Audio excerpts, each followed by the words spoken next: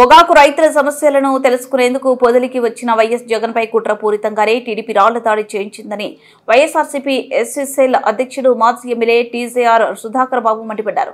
తాడేపల్లి వైఎస్ఆర్సీపీ కేంద్ర కార్యాలయంలో మీడియాతో మాట్లాడుతూ ప్రతిపక్ష నేతగా వైఎస్ జగన్ ఎక్కడికి వెళ్లినా పెద్ద ఎత్తున వస్తున్న ప్రజాదరణను చూసి కూటమి ప్రభుత్వం ఓర్వలేకపోతుందని మండిపడ్డారు.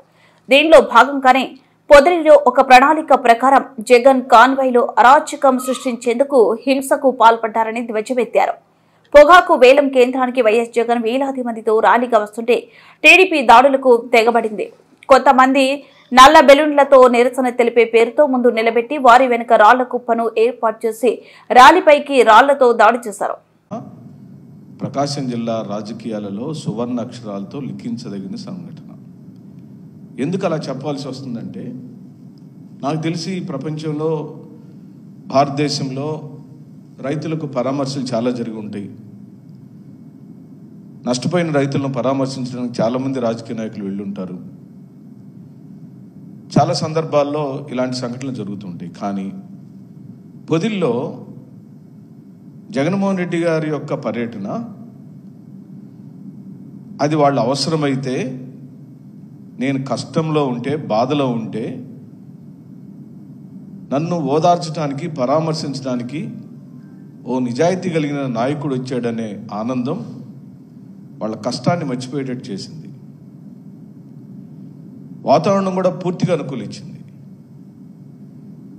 కుప్పల తెప్పలుగా రైతన్నలు జేజేలు పలుకుతూ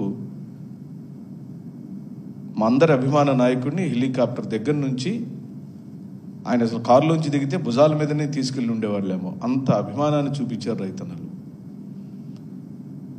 ఎటు చూసినా రైతులే, పొలాల్లో నుంచి, ఇళ్లలో నుంచి, ఇళ్ల మీద నుంచి. ఇక్కడ మీరు గమనించండి, కావాలంటే గవర్నమెంట్ ఇంటెలిజెన్సీతో కూడా రిపోర్ట్లు తెప్పించుకోమని డిమాండ్ చేస్తున్నాం. ఒక్కరికి కూడా వెహికల్స్ పెట్టి మేము తరలించిన దాఖలాలు లేవు.